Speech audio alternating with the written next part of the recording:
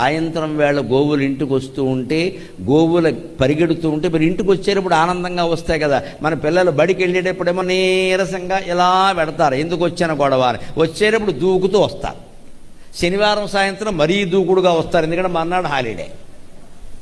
ఆదివారం సోమవారం పొద్దున వెళ్ళమంటే వెళ్ళడు, ఎందుకంటే మండే, దాని పేరే ఒళ్ళు మండే.